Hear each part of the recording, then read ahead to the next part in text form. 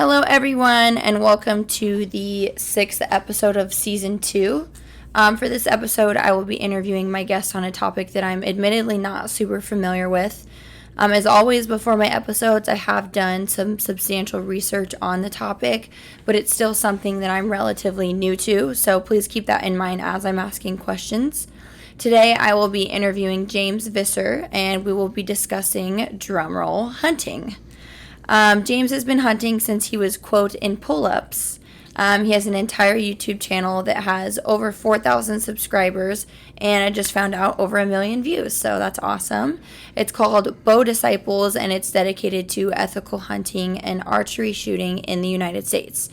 So that is my brief little introduction of you, James. Can you just go ahead and briefly introduce yourself by telling us a little bit about how you got into hunting, what you've learned about it, and maybe why you still pursue it today? Yeah, for sure. So how I got into it was my dad has been a hunter since the late to mid 70s. So he's been a hunter a long time. So when I was born in 92, he basically just handed me a bow and I started bow hunting. And the reason I say in pull-ups is we have an old VHS tape where I was literally stalking rabbits in the backyard with like my little toy bow, which isn't going to do anything to a rabbit. Not that I could get close to one at that time. In my pull-ups, I'm stalking rabbits. So I've literally been doing it my whole life and I'm super passionate about it. And the reason I still do it is just because, one, I like the healthy, clean meat with no GMOs, no hormones, no nothing. These are animals literally just living to survive.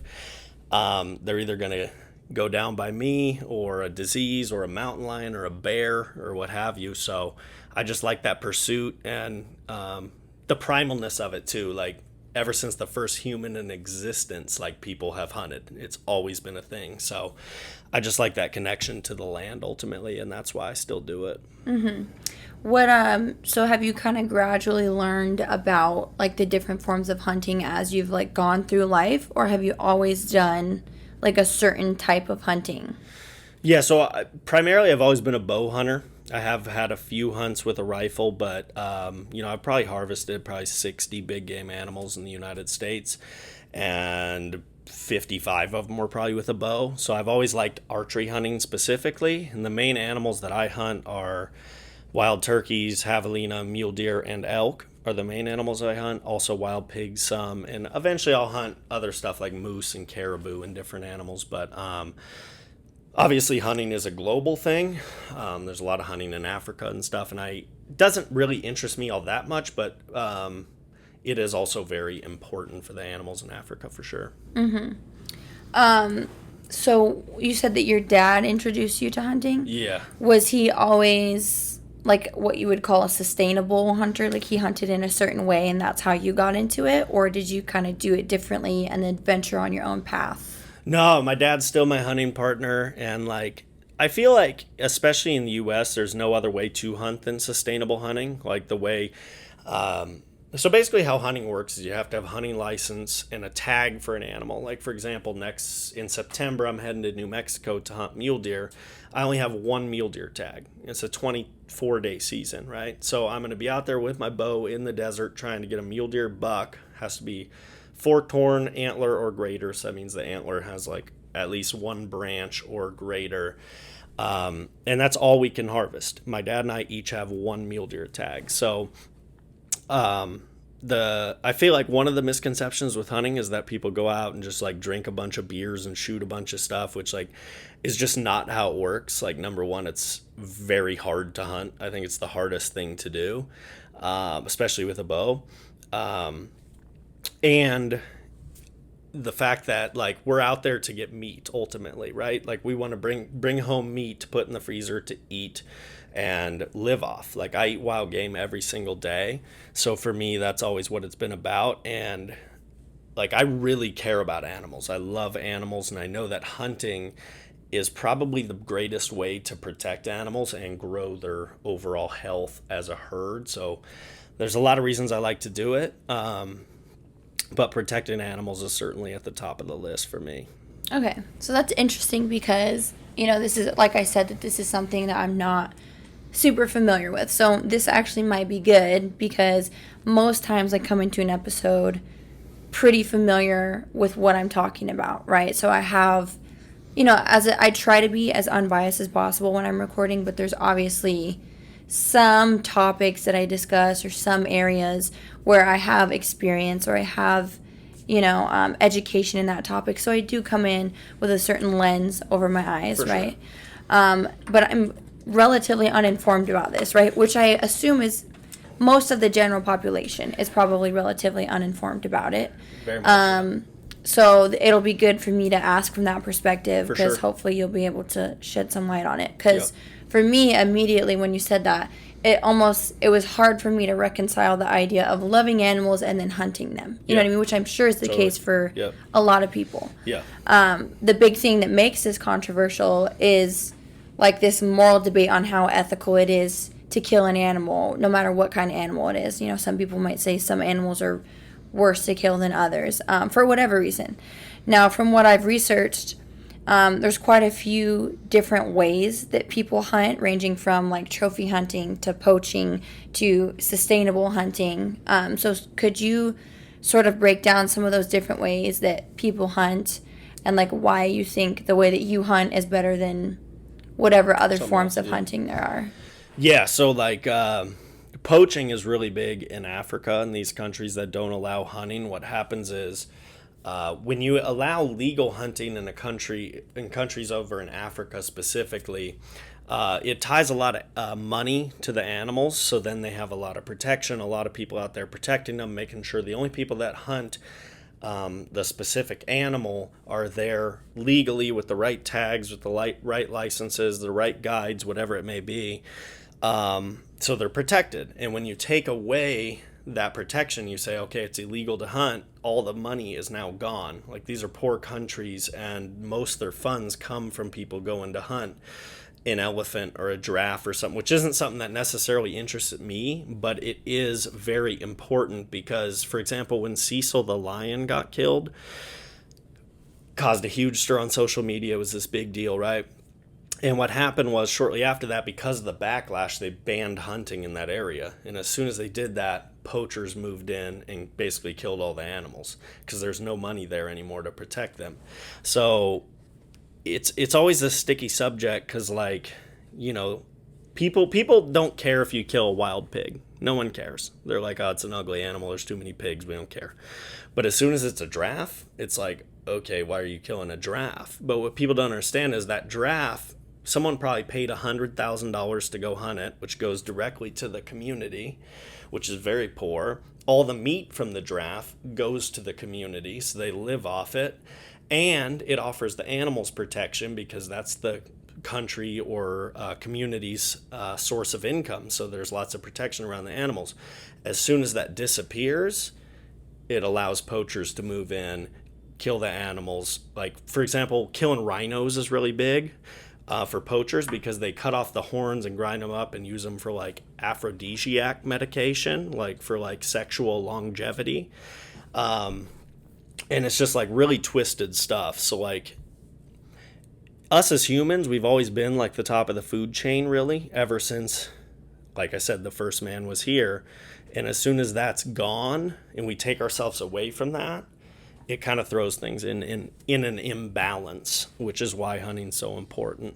So why wouldn't poachers move in regardless of what laws are there? Because isn't it illegal hunting anyways? So like what stops them? No, hunting's not illegal. Poaching is illegal. So like, for example, I said I'm going to New Mexico and my season is from September 1st through September 24th. So I have a 24-day season where I'm legally allowed to hunt. I have a license, I have a tag. But if I went and killed a mule deer in October, that would be poaching. That would be illegal, right? But especially in the U.S. and most guys that go over to Africa, they're hunting legally within the parameters that are set by biologists and by scientists and by the law enforcement to sustain the animals that are there.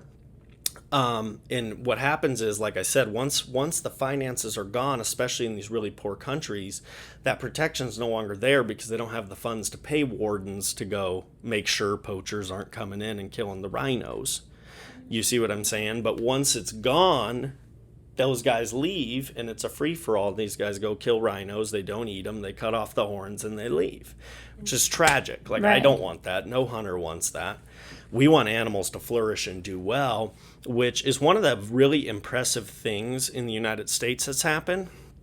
Is in the 30s, FDR signed this bill called the Pittman-Roberts Act, which all money that comes from outdoor sales in the hunting area, so like you go to the Bass Pro Shops here in Vegas, everything that's sold, that there's a special tax that hunters imposed on themselves to go towards outdoor restoration and creating better habitats for animals. And since then, every single big game animal in the United States, there's more of them now than before European settlement. And that's basically all because of hunters. Okay, so this is the only thing that confuses me about the sustainable hunting. So I'm going to ask the question, and then I'm going to explain why I asked the question. So if you need me to ask the question again at the end, let me know. Yeah. So I'm wondering if hunting sustainably is to avoid like extinction of a certain type of animal, or to control like the population growth of a certain animal. Like I guess the main thing that like makes I can't wrap my head around it is, when did it become humans' duty to balance like environment and ecosystems? Because I thought the whole point of nature is that it's natural. So there's going to be, it's not like since the beginning of time we were like, oh, it seems like the elk population's getting a little crazy, so let's start killing elk. You know what I mean? When we hunted, hence the term hunter-gatherer society, we've been doing it forever. When we hunted, I feel like we were just doing it to survive, right? And whatever they saw, whatever kind of big meat was in that area, that's what they brought home. Like, they weren't really hunting with the intention of, doing any sort of benefit for the environment. It was strictly to survive. So when did it become, like, it almost feels like we're interfering a lot. I guess if it's in a good way and there are genuine benefits, then it makes sense. But it's kind of like confusing to me, like, why is hunting sustainably necessary? I guess, like, what would happen if you didn't do it and left it alone? Yeah, no, I think that's a really good question. I would say that, like, humans are part of that ecosystem. Like, that's what people kind of miss a little bit. Like, we've always been a part of that ecosystem. And when Europeans first settled the United States, it was way out of balance. And that's why you saw bison almost go extinct, turkeys almost go extinct, elk almost go extinct, because there weren't any hunting regulations. So people were going out and taking too many animals. They would literally run the plains on horses and just wipe out entire herds of bison. Now that's not legal. You're not allowed to do that. But we found out how to be a part of the ecosystem to where, okay, a biologist will go in and look at a herd of black bears and a herd of mountain lions and a herd of elk all living in the same area and say, okay, like, maybe the mountain lions are getting a little high, so we need to add a couple more mountain lion tags to take those numbers down a little bit, and or vice versa. Like, maybe the elk numbers are getting a little low, so maybe we cut back on those and add a few tags on the predator side, because mountain lions kill a deer a week, right? So they kill 52 deer a year, each mountain lion, right? Whereas, like, me as a hunter who hunts, mule deer is my favorite animal to hunt. It's also my favorite animal, which is kind of interesting. But like, I might kill 2 or 3 mule deer a year, right? If I have tags in different states. So I might get 2 tags in California for mule deer, maybe 1 in Arizona, maybe 1 in New Mexico or Colorado or whatever. I might fill 3 tags, but a mountain lion is killing 52 deer a year, each one. So that's what I'm saying. They have biologists and scientists go in, study all these populations, and find the best way for humans as the apex predator, as we've been our entire existence. We find our best way to manage all those populations to make all of them do better. So when you say, because, I took some environmental classes in high school. I understand, like, how if you, like, it's like the concept of an invasive species, right? If you have this delicate ecosystem and then you introduce some foreign bug that comes and eats all the tomatoes, which then kills all the caterpillars, which then kills, like, each thing is somebody else's food. Yeah. And before you know it, like, an entire ecosystem's wiped out, right? Yeah. But I guess I just don't understand, like, what happened to ecosystems before humans got involved and started trying to balance everything out. Because, I mean, I don't know if you would have the answer to that question, right? But in my head, it's like, if we are the apex predator, right? We're at the top of the food chain. How does what's going on with everything below us affect us or hurt us or help us? You know what I mean? If I'm wondering, like, okay, if mountain lions are becoming, there's too many mountain lions and there's not enough mule deer. What happens if you leave it alone? Like, and if the mule deer like just goes extinct, or how does that affect us? Why is it necessary for us to stop that? Well, I think there's countries you see a good example of this happening. For example, in Zimbabwe, it's a lot of people will say like elephants are endangered, which they are in some countries, but others they're not. So like because of that, in Zimbabwe, they haven't allowed elephant hunting in quite some time, so humans are no longer interfering with the ecosystem, like you said. What's happened now is Zimbabwe can maintain about 40,000 elephants, right? There's about 100,000 elephants. So what has happened is all the vegetation is gone, water gone. Everything else that makes the ecosystem run is getting completely demolished because there's too many very large animals in this small space. So now they're talking about reintroducing elephant hunting in this area, which, number one, will get a lot of money to a very poor community. It'll get a lot of good protein to a good, a poor community, and it'll bring the elephant numbers more balanced to allow that vegetation to hopefully regrow, let the water levels come up. So there's plenty of examples of what happens when we don't interfere. In California, for example, we haven't been allowed to hunt mountain lions since I believe the early 90s. And what's happened is you're seeing the mountain lion numbers just shoot through the roof, and the mule deer numbers and the bighorn sheep numbers are all starting to decline because these are predators. They're going to kill mule deer and sheep because they need to eat. It's what they're going to do. And now, because there's so many lions, they're starting to get into residential areas and kill kids and adults and dogs because there's too many mountain lions. And unfortunately, in a state like California, I don't think that hunting will ever be reintroduced. Which is really bad for animals and people as well. But because it's a cute animal, and it's a beautiful animal. Most people have never seen a mountain lion in the wild. I've seen like 8, which is rare. They're breathtaking. It's like one of the most beautiful animals I've ever seen. But they still need to be managed. Like, I'm not saying go kill every mountain lion. I would never say that because I want all animals to flourish. But you're seeing an imbalanced start, and you're seeing the repercussions of that in California, in Zimbabwe with the elephants. So there's plenty of examples, if you do research, of what happens when humans are too... I almost think it's like an arrogant thing a little bit to say, oh, no, like we shouldn't get involved. It's like, we've always been involved. It's like, it's actually unnatural for us to not be involved, and I think... That's why I wanted to do this, because I know a lot of your listeners probably have never hunted, probably don't understand it, probably have never heard about it. So I wanted to come on to kind of explain why it's necessary and why, to me, it's one of the most pure things you can do.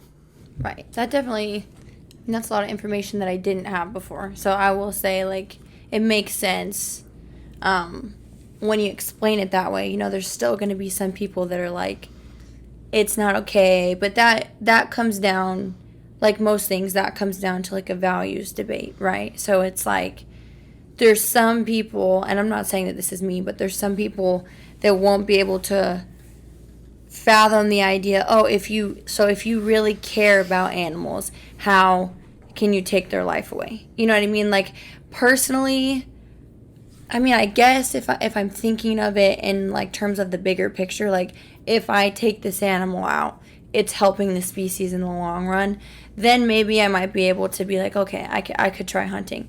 But I know just like how I am, and I don't personally think I could kill an animal. Like, right. I just don't think I have it in me. You've been doing it since you were little, tiny little kid, yeah. So maybe that's, if it's all you've ever known, it's different. So like, this sustainable hunting thing, this like, oh, I'm helping the environment, I'm helping keep things balanced. Have you always done it that way? Is like that's how your dad taught you to do it too? Of course, yeah.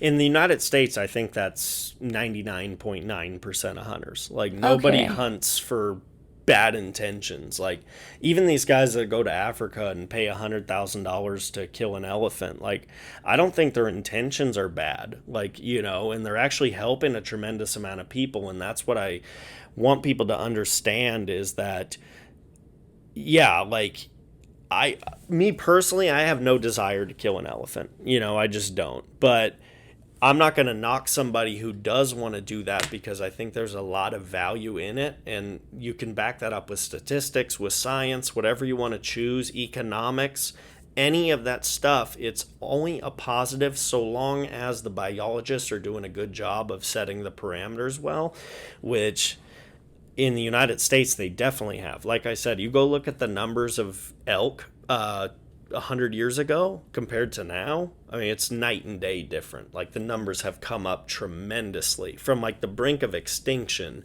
to now there's like getting to be almost too many elk. So it's this constant balancing act, but hunting is a very scientific thing. Like I said, I can't just go out and shoot a bison. Like, it takes me 30 years to get a tag, like, to shoot a bison. Why does it take so long? So how hunting works is it's like a lottery. So, like, say I want to go hunt elk in Arizona. That'll take me, depending on the unit as a non-resident, like 30 years to draw the tag. I'm putting in every single year, getting bonus points, and it's like a lottery. So say there's only 50 tags. There's probably 10,000 applicants, right? 90% of those tags, 80% in Arizona go to residents. So I only get 20% of those 50 tags out of all those applicants. And each year you don't draw, you get a bonus point in that state. So you become a little more likely to draw. But yeah, a lot of them take like 30 years to draw. And then I can go hunt one elk. You see what I'm saying? That's crazy. So it's very... And the biologists are the ones who decide that. Like, how many tags are we giving out in archery season? How many are we giving out in muzzleloader season? How many are we giving out in rifle season? And it's all scientifically broken down to help the animals have a better herd. Because you don't want too many animals in the herd, because then they start to get chronic waste disease and they start to get all these different diseases. So it's all about herd management. And if I draw an elk tag in Arizona, my license is $150 and my tag is $900. All that money just goes right back into the animal's habitat, building water holes, building food sources, making sure that there's tunnels under roadways so animals aren't getting smoked on the highways. All that's paid for by hunters. So, like, I get it that, yeah, it seems weird to like kill something to sustain it. But when you really look at it and break it down, it's not that complex to understand, I feel like. Yeah, I mean, I'm catching on, so I feel like, yeah, it makes, I just can't believe, like, how that part got missed somewhere in my education. You know what I mean? Like, how I went my entire life not understanding how hunting works in any capacity. You know what I mean? Because to be honest, I thought, oh, you get a hunting license and then people go out and kill whatever they want. No, yeah, you know what I mean? way off base. But again, I think it's just because, there's only it's actually hard to find an exact number, but there's somewhere between 13 million and 20 million hunters in the United States. I believe our population is about 350 million now. So it's a pretty small portion of people.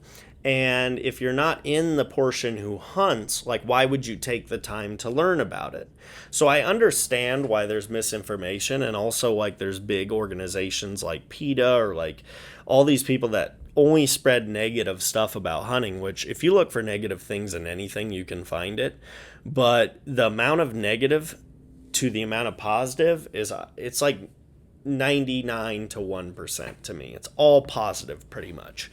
But you don't hear about that unless you're in hunting. You know what I mean? So that's why I think a lot of that stuff gets missed. I mean, to be fair though, like, if you're in something, right, I feel like you are going to hear mostly positive things about it. You know what I mean? Why would people who support hunting, people that want hunting, companies, organizations, whatever, why would they put out the other side? Right. You know what I mean? That's with anything. Yeah. So, I mean, not that I'm not disagreeing or arguing the fact that there is more positives than negatives.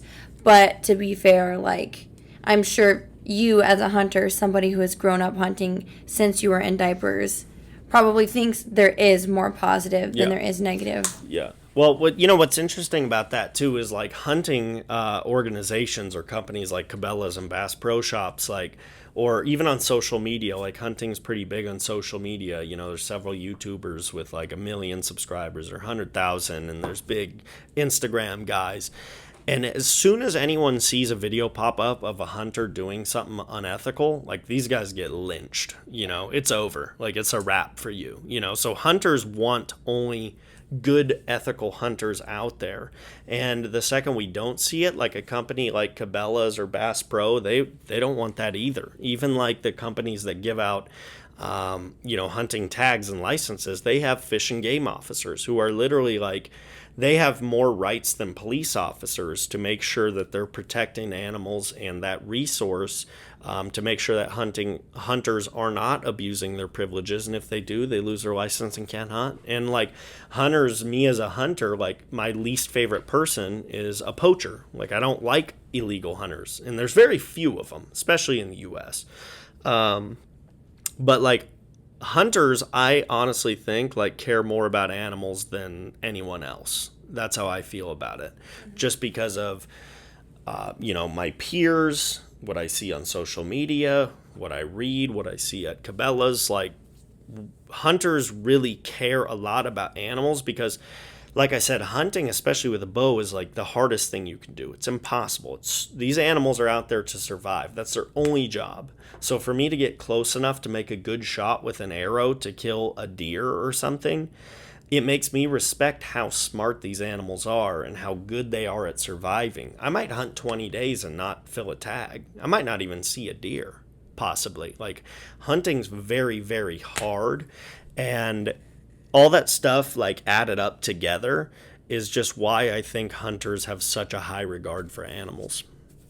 So with poaching, how are they caught? Like, how are they fined? How do you know if some random person goes out, kills an animal, and takes away the evidence of killing the animal? Like, especially in the forest, there's no cameras. Like, how do you know how many animals are being taken out by poachers versus just natural causes? How do poachers get punished? Like, do you know anything about that process? Yeah. So actually there's a lot of cameras. Hunters use what are called trail cameras. So like there might be a camo camera on a tree filming video or photos or what have you that are always documenting stuff without you even knowing out in the woods.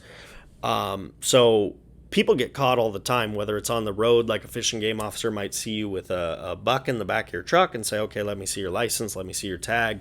And if you don't have the proper documentation and things like that, it can either lead to prison time or really big fines. Like, they don't mess around with protecting animals. So if you're a poacher and you get caught, especially on an animal like a moose or something really hard to get a tag for, there's definitely going to be some pretty big consequences, like years in prison, big fines. Yeah, wow. They don't mess around with it. You probably lose your hunting license permanently, right? Forever, yeah, in all states too. Wow. So like if I say went out and poached a bison, which I would never do, but if I did and got caught, I would probably go to jail, have big fines, and lose my license in every single state, and never be able to hunt again.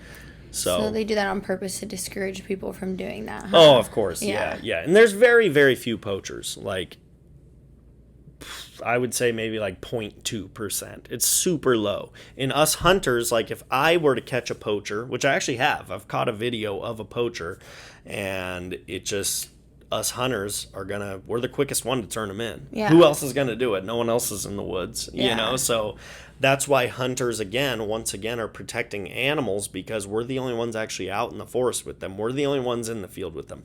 No one else is in the desert with mule deer when it's 110 degrees and there's rattlesnakes everywhere. I'm not seeing people, hiking in that. only people you're going to see out there is hunters, so we're the only ones with eyes on the animals protecting them, really. And then, like I said, we have the numbers on our hunting licenses to call the fish and game if we need to turn somebody in, and they'll take care of it for sure. Okay. You said that you've mostly your entire life shot with arrows. Yeah. Is there a reason why you prefer that? Like, I'm also wondering, like, is an animal killed right away just from an arrow? Because it's hard for me to think of, like, I don't want anything to be in pain no matter what. Like, no matter if it's going to help the ecosystem or their species or whatever. Like, for an animal to be suffering, like, that sucks. Yeah. That's shitty. For sure. Yeah, no one wants an animal. So that's why I practice so much. So I'm a very lethal shooter. So if I hit an animal where I aim, which is usually for like a double lung shot, they'll be down and out within 30 seconds. Most of the time they don't even know what happened. It's just like adrenaline hits, you run a bit and go down. Or you have the option of getting killed by a mountain lion that jumps on your back and strangles you out for about 10 minutes while biting your neck and starts eating you alive. That's the other way to go, right? So I always say the most merciful way for an animal to die, or the most painless, quickest way, is from a good shot from a bullet or a bow. It just is what it is. Now, occasionally are bad shots made, which is my worst nightmare. That's why I practice so much. I want to make a good shot that puts them down quick and mercifully. There are times where something happens and I make a bad shot, and that process can get a little bit longer, but that's like, again, my worst nightmare. I never want that to happen, and that's why we spend so much time practicing to make sure when we do get a shot, it's a good shot, puts the animal down quick with as minimal pain as possible. But there's actually, I don't like to watch these videos. Like, I don't even watch hunting. I don't like to watch stuff die. I don't enjoy that. But there's like pages you can go to. I think there's a page called Nature is Metal on Instagram, and it shows like animals getting killed by like hyenas or mountain lions or bears. And it's a lot more gruesome than from an arrow. And again, that's why it's important to manage the mountain lion numbers and manage the bear numbers and manage the wolf, especially wolves. Wolves are brutal. That's why it's also important, and it all kind of comes together to me, show why hunting is so important. So is there a difference between, like, the accuracy or the difficulty in shooting with an arrow and with like a rifle? Yeah, so the main difference you're going to see is with a bow, you got to get much closer to the animal. It's much more, number one, any hunting is difficult, but with a rifle, if you're a good shooter, you can realistically shoot an animal from like 500 or 600 yards, so like you don't necessarily have to worry about the wind that much, the wind direction, or being seen as much. Whereas like with a bow, I need to be within 40 yards or less to take a shot. Right, so I have to have the wind perfect. Like if the wind blows towards them even a little bit, they're gone. They're going to smell that a human's there. See you later. Gone. If I step on a little twig and it cracks, they're gone. Anything goes wrong, they're out of there. So for me, the reason I like archery is just because I like being that up close and personal with animals and really trying to be that predator who did everything right and gets there and then makes a good shot. Like I personally don't like have a desire to go like shoot a deer from 500 yards. Not that that doesn't take talent. Like it's hard to shoot that far, and it's still hard to get within 500 yards of an animal, but it's much closer to get within, much tougher to get within 40 yards and then draw a bow and then make a good shot. So that's the main reason I like archery, is just the challenge level, and also like the kind of like spiritual bond with the animals, almost like really being in their environment. I really like. Yeah. So this isn't, I'm not trying to attack you or anything like that. I'm just trying to understand, because for me, I feel like there's a part of me that can be like, okay, I can accept hunting. I can accept animals dying. If it's like this bigger picture, it's helping them in the long run. It's not for selfish reasons, blah, blah, blah. But when you're explaining the difference between shooting with like an arrow or with a rifle, in my mind, I'm like, well, if it's really for the animals, why wouldn't you just do the thing that's going to put them out the easiest and the quickest? You know what I mean? Because I feel like with archery, there's more of a risk that they're going to suffer, that you're going to miss, that something's going to go wrong. Like you were saying, it pretty much sounds like shooting with the rifle might be a little bit easier. I would imagine, I mean, I guess with an arrow, no matter what, it would be fatal, but I would imagine that a gunshot wound is going to be more fatal wherever it lands than like an arrow wound.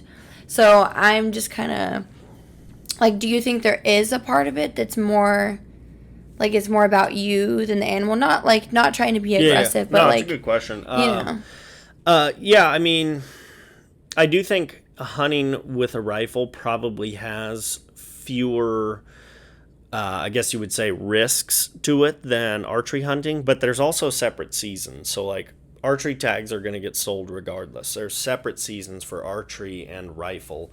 And I think that the guys who are kind of more elite hunters generally go for the archery tags.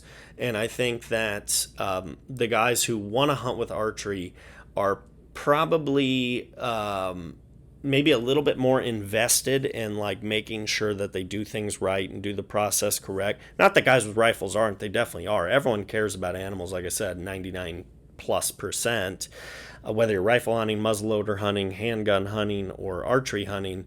But yeah, I mean, I think your point's valid. Like, I wouldn't say it's a personal thing so much or like an ego thing. I just like the very much like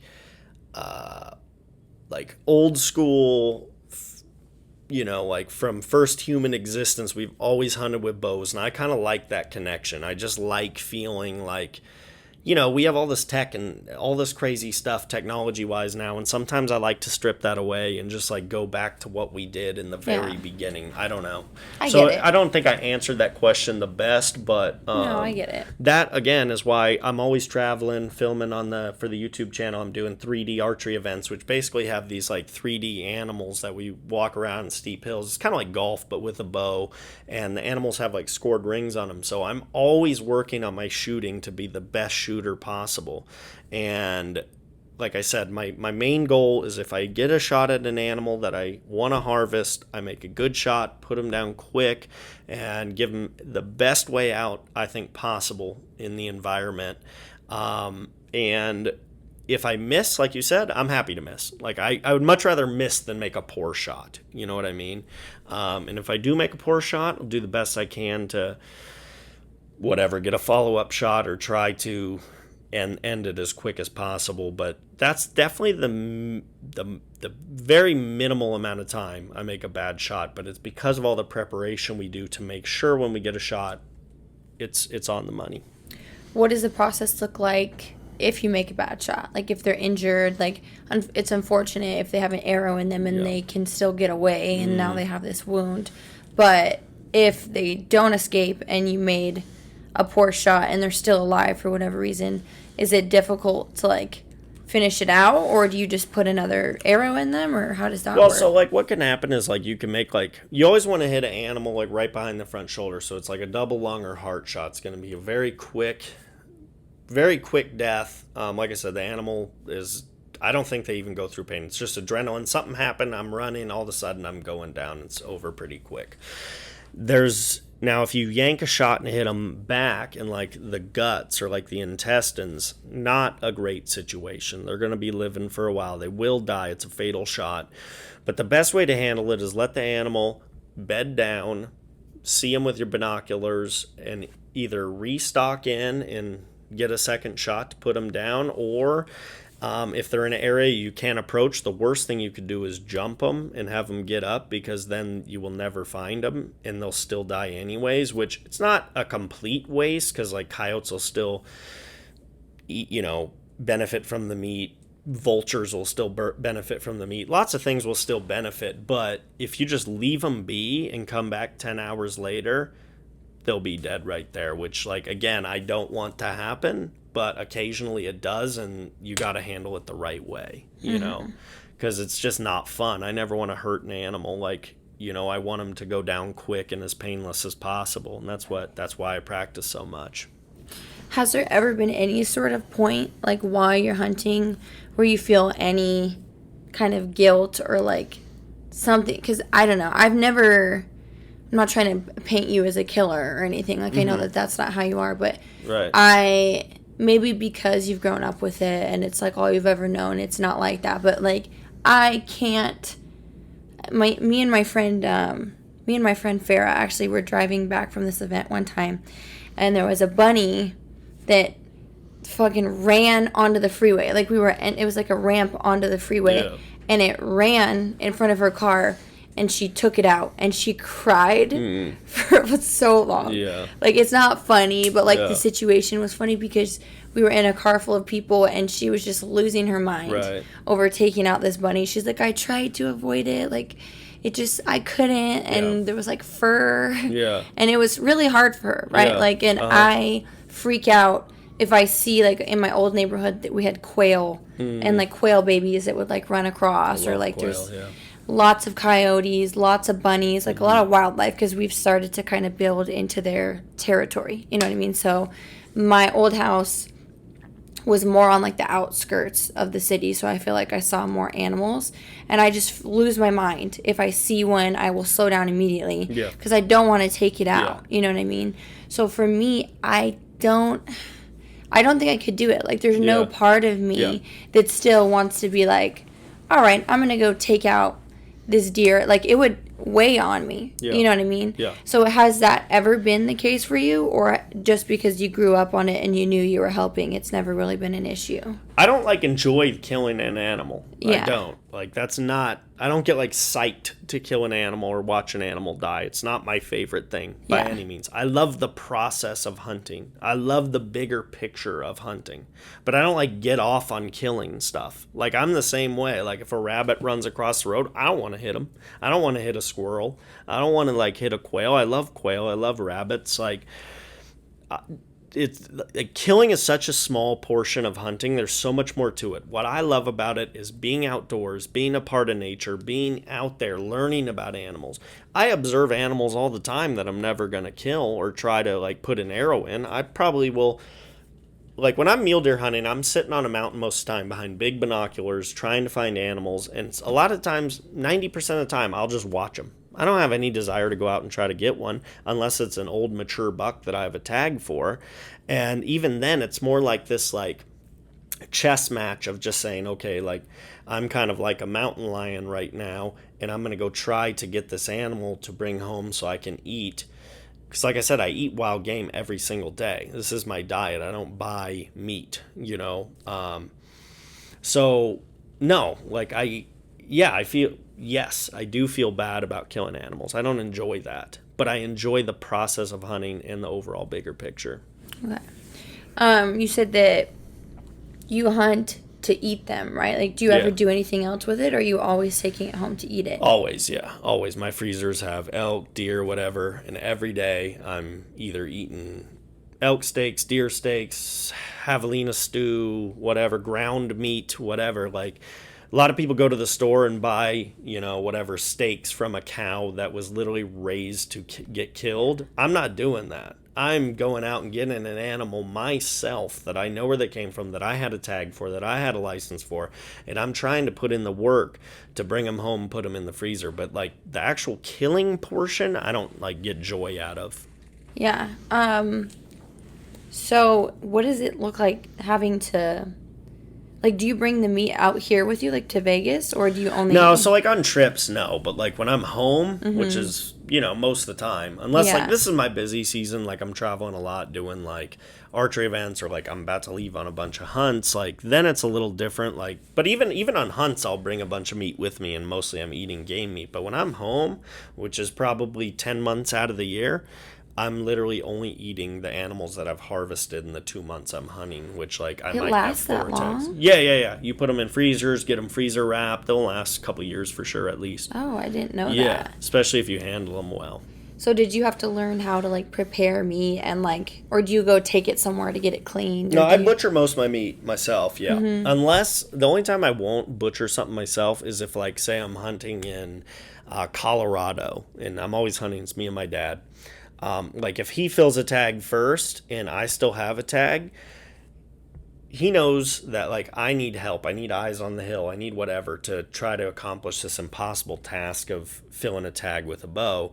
So he'll drop the meat at a butcher and get it processed for whatever cuts we want, whether it's steaks or roasts or ground. and then we can continue hunting.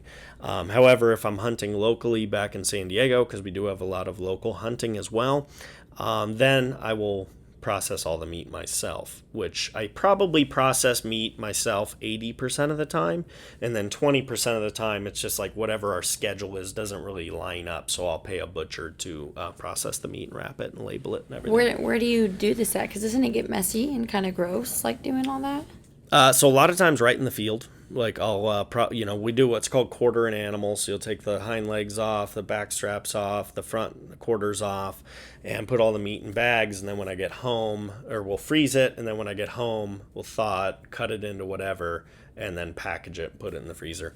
And if I'm hunting locally, I do it in my garage. Actually, I have like a gambrel which hangs the animals up, and we'll put tarps down and process them right there.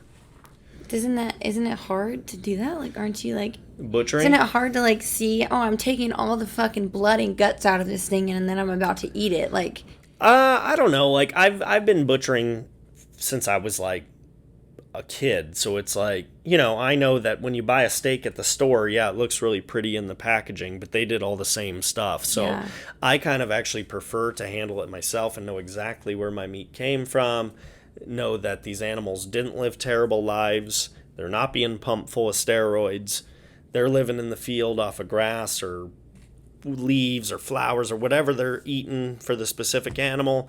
I know exactly what they're ingesting, exactly where they came from, and I'm processing them myself. So there's nowhere for any like funny business to happen, Right. which like is funny because when I talk to people who are anti-hunting, which I think there was a lot more anti-hunters like 10 years ago. Hunting's become much more accepted, especially as people have gotten more into like gardening and stuff like that.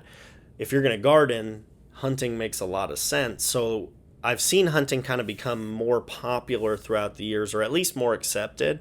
But when I come across someone who's like an anti-hunter and is trying to come at me for like being immoral or something, but they eat meat, I'm like, it's not even really worth my time to have that discussion. If you're a vegan, I'll have a discussion with you all day long. And what's funny is most vegans actually respect hunting because they know it's a much better alternative than these cattle or chickens that were raised literally just to die in their tiny little cages a lot of the time. Mm-hmm. Granted, there are like cattle that are free range on these huge ranches that live great lives. There's a lot of that too. But I think when you compare apples to oranges, it's like hunting it makes a lot more sense than me going buying burger meat from the store. So do you know much about how things like GMO, hormones, antibiotics, like how that stuff processes in your body? Or is it mostly you just know that what you're doing is better than whatever is happening to those animals? Yeah, it's more like that for me. Like I don't necessarily know how that stuff affects animals or affects me like health-wise. I'm not too versed on like how the different whatever pesticides they're putting on lettuce like affects us, or like the steroids they're putting in animals. I don't really know, but I guarantee you if you were to like study it, it's much better to eat an animal directly from the field to eating natural stuff, living a natural life. Yeah, I'm sure there's studies like that Yeah. that already exist, hence where 100%. this idea comes from. Yeah. Do you follow Joe Rogan on social media? I see him all the time. Yep. I don't know if he hunts or if he does. Okay. He's gotten into hunting really heavily, like probably the past 10 years or so. And he got into hunting from a guy named Cameron Haynes mostly, and a guy named Steven Rinella, Steve Rinella runs a TV show called Meat Eater. It's also on Netflix. Cam Haynes is really big on Instagram. I think he has over 1 million followers, really big in the hunting community.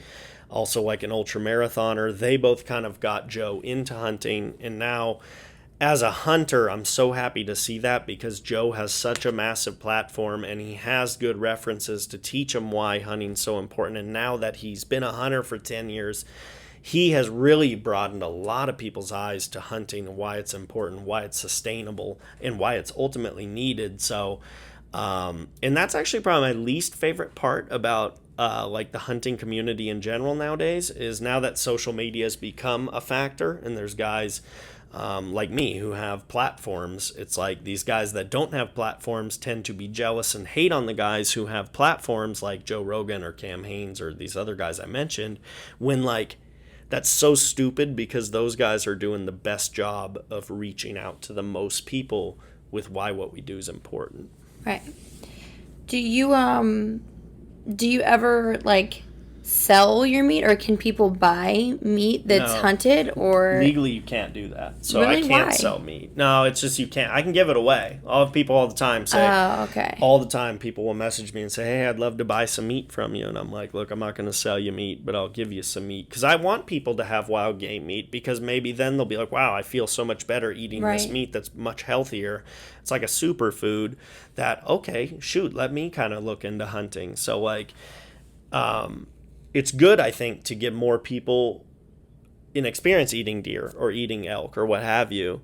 But yeah, legally, no, you can't sell it. And again, I don't think anybody really does, because I think hunters are very good at following the rules, because we don't want to ruin it. You know, Right. It's like we know that only 20 million people max do it. That's not that many. So it's like we got to make sure our I's are dotted and our T's are crossed, and make sure we're dialed, so that way more people get into it and it continues. So that way, if I ever have grandkids, they can still hunt too. Is there like an ethical reason why you can't sell the meat, or is it you think having to do with like some market shit where they don't want that to become more popular than the antibiotic cage raised animals? Like, Yeah. Do you know the reason why you can't sell the meat that you hunt? Yeah, so I think the main reason you can't sell meat is because they don't want people to get into hunting with the wrong ideas. Like, okay, I'm going to go hunt, and if I kill an elk, I can sell all the meat for $5,000 or $10,000. They don't want it to become a monetized thing to where, like, I'm hunting to make money. Like, obviously, like I said, hunting does create revenue, but that all goes back to the animals, right? But if I'm killing an elk and selling the meat for $10,000, what does that do to really, other than the money I put up for the tag and the license? It kind of becomes like a less wholesome thing almost. Like, it's starting to become skewed, and people might get into it for the wrong reasons. So I think the main reason you can't sell meat is just to make sure that the reasons people are hunting are pure and they're doing it for the right reasons. That's crazy, because I feel like everything, I mean, at least in the life that I've lived and the time that I live in, everything is about profit. Everything is profit driven. Everything is about where can I make some extra bucks, where can I get another source of income. Yeah. So it's surprising to me that that's not a market that has been tapped into. You know what I mean? I mean, there are places like you can go get like elk burgers, but those aren't from elk that were killed by hunters. Like, those are from elk that were like raised on a high fence ranch as cattle essentially, and then killed and sold in an elk burger. Like a real elk killed from a public land field or free range elk, you can't sell the meat. And again, I think that's why it's just like we're not trying to muddy the waters. We're trying to keep it as pure as possible. Okay, I respect it. Yeah. If that is the case. Yeah. So trophy hunting, I don't know if that's different than what you're talking about, but trophy hunting is one thing that like I kind of struggle with. I mean, I read online, and I could be wrong, and, feel free to correct me, but that it was more about, like, some sort of part of the animal, like, maybe, like, the horn or the whatever, like, the skin, the fur, like, the idea of taking an unsuspecting animal out of the world because you want it for, like, decorative purposes or for clout, or, I mean, I guess if it's still helping them in the bigger picture, like what you end up doing with the animal isn't as important, but that it just doesn't sit right with me. Like, I struggle to think about, I'm going to go out and kill this animal because I want to hang it in my house. You know what I mean? Like, I think it should just be, people are going to eat it. Let the dudes that are going to eat it do the sustainable hunting. I mean, I guess it's dead no matter what, so it doesn't matter, but I mean, I feel like a lot of people see hunting as trophy hunting. You know what I mean? Like, it is. I will say, like, what are your personal opinions on this kind of hunting? Like, have you killed an animal just for the sake of being like, look at how big this animal that I killed? Or, like, when I see people posing with it, like, that starts to become about ego for me. That starts to become less about the animal and more about, like, hey, let me show the world this beast that I took down, how long that it took me to get to it. Like, I get that it's probably a personal accomplishment, but it's hard for me to see that and be like, look at him go. Yeah. You know what I mean? Like, yeah. So, trophy hunting it's interesting because, like, I do think, like, for me, it's really big to use the meat of an animal. That's why I do it, is for the meat and the healthy meat that, again, I know where it came from. It's just like if I were to grow cucumbers in my yard rather than buy them from the store. It's kind of the same sort of thing. I would say when I go hunt, like, I'm only hunting, I'm trying, like, say, when I'm in New Mexico in a month for this mule deer hunt, I want to get a big mule deer, right?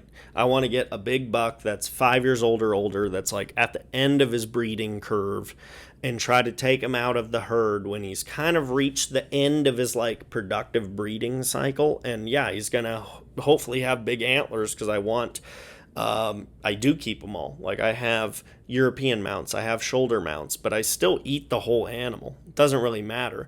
I think what people get confused on is they think that, like, if you're trophy hunting and I have a deer mount on my wall, that, like, I didn't eat the deer, which is totally false. Like, I can have the deer on my wall and still eat all the meat. So I think if people were to understand that, like, when you see a deer on my wall, it's literally filled with foam and it's just its hide around it. Like, I'm not going to eat the hide. I get it tanned, I send it to a taxidermist, I pick the mold, and they build the mount for my wall. However, all the meat is still in my freezer and I'm still eating the deer all the time. And for me, it's kind of like a personal memory of that hunt. Like, I can remember, oh yeah, that was the buck I saw I had a tag in Colorado, and I got a buck in Colorado, and I worked really hard and got him on day 14 or whatever. It's like, I could either go shoot a deer first day, if I have good hunting talent and it comes together. I could shoot a small buck that's 2 years old with less meat and smaller antlers, which, again, I don't really care about. Or I can shoot a buck that's towards the end of his breeding curve and he's 6 with bigger antlers and more meat.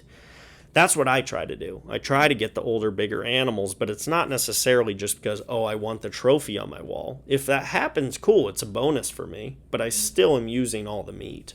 I mean, but there are people that hunt for those reasons. Like, I feel like it would be, I don't think you can generalize everybody and say every single hunter has pure intentions. Like, I know that there's part of you that wants to believe that, but I wouldn't feel comfortable generalizing anyone anyway. I wouldn't say anybody does that, like you said. However, in the U.S., I would say it's an extremely high percentage, like upwards of 90% for sure. Now, in Africa, when a guy goes and shoots an elephant, is he realistically going to eat the entire elephant? No. But the tribe is, or whoever lives there is. Like, I've seen some really good videos where these guys will go hunt, they'll shoot an elephant, and literally kids, children, wives, husbands, everyone's coming, grabbing meat and bringing it back home. So the meat gets used by somebody, unless it's a poacher. Then they only want to kill the animal, take the ivories, and sell it.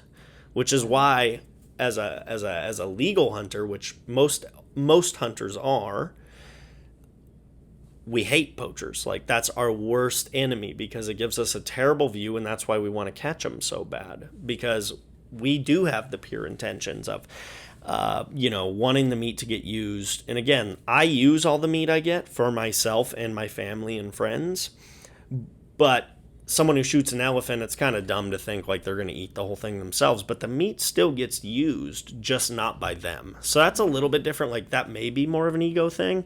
Like, let me go drop $100,000 to get an elephant. I could see how that's weird. And again, I don't have a desire to do that, but I, again, think ultimately it's a positive thing because it's providing money to a poor community, getting meat, and this guy gets to get his elephant, which, like, I could see how that's different, but that's not what I do or most people in the United States do. But again, I don't think it's all negative either. So basically, in your eyes, as long as the meat is getting used, then it's not considered trophy hunting, or I guess I'm trying to understand. Yeah, that's what I would say. It's like, do I want a bigger buck or a bigger elk? Yeah, I do. Mm-hmm. But I don't see how that matters or would be considered trophy hunting if I'm still using all the meat and doing all the stuff I talked about trying to have healthier meat, be a good part of the environment, be a part of conservation. It's just, if it's harder to kill a bigger, older animal. Like, I want the ultimate challenge. But again, I wouldn't consider that trophy hunting because if it comes down to the last day, I'll shoot a small legal buck just to put meat in my freezer. I'm just going to spend the majority of my time trying to get an old, bigger buck that has more meat too. So ultimately, I'm getting more meat and can sustain myself, friends, and family for longer as well. So is trophy hunting then only killing the animal for some part of it and not using the meat? Is that what is? That's what I would say, yeah. Okay. Like, if you're killing an animal and you literally just cut the cape off and the antlers off and got a mount and left the rest of it in the field, which isn't legal. But if you did that, that to me would be trophy hunting. But I don't think anybody, especially in the U.S., really does that. The people that do that are the poachers who kill these rhinos and cut their horns off and grind them up and sell them, or pull the ivories out of these elephants and sell them on the black market. Like, those are your trophy hunters. They're also poachers. Like, legal hunters, I think there's very few trophy hunters that would just hunt for the antlers or the horns and leave the animal there in the field. Well, you said that's illegal anyway. It's illegal, yeah. So trophy hunting is not legal then? No, if you describe it like that, where you're just cutting off the head and keeping that as a trophy and leaving the animal, not legal, no.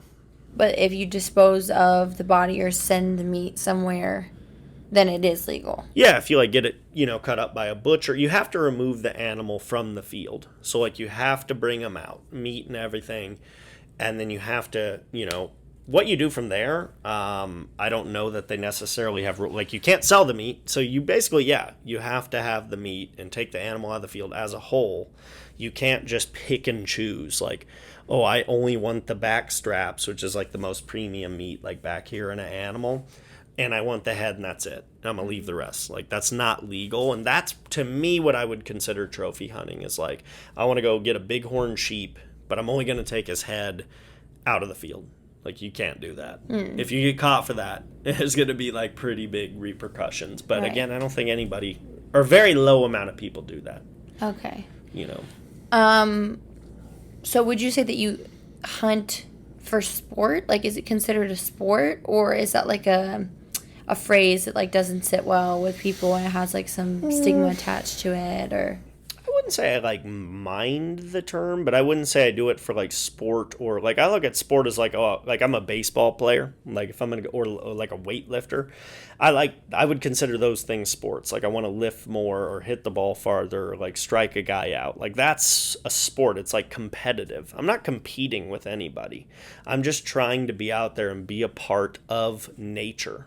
That's what it's big about to me. It's almost like a spiritual thing. I feel like it's so primal. It's in our instinct to get out and do something really hard and go through brutal situations when it's 5 degrees and I might get killed by a grizzly bear, or I've almost been struck by lightning twice hunting. I've almost it's almost been a wrap for me numerous times hunting. One of these times it could be it. I'm out in very rural settings with nothing. No cell coverage a lot of times. It could be 110 degrees depending what I'm hunting, or it could be -5 and there could be grizzly bears. I like being a part of the unknown, the rural, the frontier feel.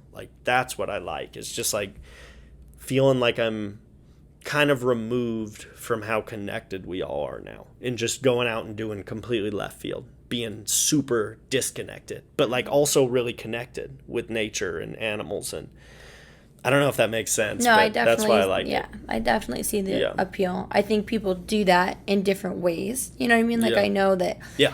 Ironically, some of the people who are probably most adamantly against killing animals, right, is how they see it as killing, taking the life of animals, have that hippie vibe, that I want to be connected to the earth, exactly. You know what I mean? You I'm not trying to generalize, but you probably do see those two things cross over. And they probably go about doing that completely different, whether it's buying their crystals or going on a hike or doing whatever. But I do get the appeal. You know what I mean? I feel there is, how you said, hunting is in our blood. It's in our nature. I think that going out and being, we came from nature. We started in nature. So there's a part of us that is always drawn back to that. You know what I mean? If there wasn't, why would we preserve national parks or have certain areas that we won't touch and Yep. we won't take out the animals and we want to leave certain places of the world untouched, and we go on these vacations to, desolate islands or rural forests. You know what I mean? There is still that draw. Yeah. And if this is how you do it, that's how you do it. I'm not going to argue with that. Yeah, and it's like, even though it feels like we're so disconnected from nature, because like us as humans, we've learned how to communicate, we've learned how to build buildings, and we've learned how to create phones that connect to everybody. Like at the end of it, if that all were to go away, we still are part of nature. Like that we are, it's just like, with kids who are born now and they're on TikTok from 5 years old, their whole life, you get more and more pulled away, but all that stuff can go away. It can. It hasn't happened, but it has, but like we're still part of it, and that's why I think, like you said, people still have the drive to go hiking in the morning or go to Yellowstone National Park or go to any of the national parks or go to the ocean. It's because we're still part of nature. Yeah. It's just like we've gotten pulled kind of away and spread out by all these things we built, which are great. But I think it's also really good to maintain that connection with nature. And in my opinion, there's just no better way to really do it than to hunt, especially with a bow. I mean, that's the most in nature I think you can really get. Right. So if there was anybody that was thinking about picking up hunting, what would be some advice that you would give them, whether it's moral or ethical or pragmatic or technical? What would be something that you would say to them to get started? I mean, nowadays it's like a little bit easier. Hunting's really hard and it's really hard to get into. Like I was fortunate to have a dad who raised me doing it. So like I grew up hunting and learned about hunting from a young age. But if you don't have a mentor or someone who's done it before you and blazed that trail, it's tough, but it's becoming a little easier. I mean, you have YouTube, you have TV shows, you have great episodes on Joe Rogan talking to numerous different hunters. You can like learn. You can slow that learning curve a little bit, and then you'll go take your hunter safety course in whatever state you live in, get your hunting license, and from there it's like you probably won't be successful for your first like 5 to 10 years of hunting because it's that difficult, but it doesn't even matter. Like the kill is not why we hunt. It's just to be in nature. If I go on a hunt for 3 weeks and I don't harvest a deer, I don't care. I still had a great time, did what I love to do, and I think anyone can find that, same with like in fishing. Like fishing's a little different, but like just get out there and do it. There's so much information on the internet that like just do it. Just jump off the cliff and give it a try, see how it goes, Yeah. Yeah, and one thing I want to point out too is like one of the biggest things, COVID really helped hunting grow a lot. A lot of outdoor industries grew when COVID hit because you had to be outside. So a lot more hunting licenses were sold and a lot more applicants for tags. Like Arizona broke the record like 4 application seasons in a row of the most applicants they had ever had to get tags. And I think that's a really good thing because it shows more people are wanting to get into it. But also, a lot of people think, you need to look like the guys from Duck Dynasty and be a huge redneck to hunt, which isn't true. Like, I party all the time when I'm home. I go out in San Diego or go to Vegas or I listen to Drake. Like, you can listen to Drake and hunt, Like, you don't have to be this stereotypical hunter. Like, a lot of hunters are conservative, but it's okay to be a liberal and hunt. I know lots of liberals who hunt. Like, anyone can do it. And I also think it's cool because the fastest growing, I guess you would say like group in hunting is actually female hunters, is really growing a lot. Like it used to be predominantly men, it still is. But the amount of women hunters and archers is really starting to shoot up. Anyone can do it. And that's why I think COVID, it sucked for a lot of reasons, but there's some positives too. It like had people go buy a mountain bike and start going outdoors biking or get a bow and start shooting, or like that was one of the positives I think, is it kind of drew more people back to the outdoors, which I think is good for anyone, whether you're hunting or whether you're catching butterflies. Like it don't matter, Right. I feel like now I have to title this "Listen to Drake and Hunt." Yeah, yeah. Like, you it can just listen has a ring Drake to and Hunt. it. You can listen to That's Drake like and what Hunt. stuck out to me the most right now. I was Yeah. like, wow, that's so good. I'm like, Yeah. because the message behind it is like anybody can hunt. Anyone You know what I can, mean? yeah. And it's funny because, like, you really do. Like, if you paint a picture of someone hunting, usually it's like some dude in the backwoods is super burly with a beard, and, like, you know, it's just like that's not the case. Like, Barry Bonds, a legendary baseball player, is a bow hunter. Like, you know what I mean? Like, there's lots of big celebrities and people that hunt that, you know, they won't let it out because they know that they'll get demolished on social media because people don't understand it. Same thing with Joe Rogan. He doesn't post his hunting pictures. He has Cam Haines post them for him because he knows he'll get just lynched by the media, which is bad, but it's getting better because more people with notoriety that people respect, like Joe Rogan, he does talk about hunting a lot on his podcast. He just won't post it because if he posts a picture of him with a bear, people are going to take it negatively, or at least a lot of people. Right, for sure. I see that. Yeah.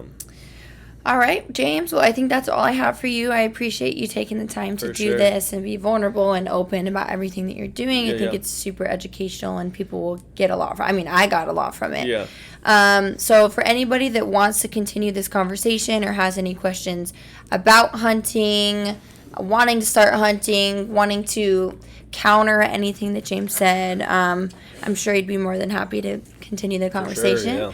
I will have his social media accounts, whether it's his YouTube, he has a hunting Instagram, his personal Instagram, all of that for you guys. And you guys can feel free to reach out to him. Thank you all again for talking elephants with me, and I will see you again in 2 weeks.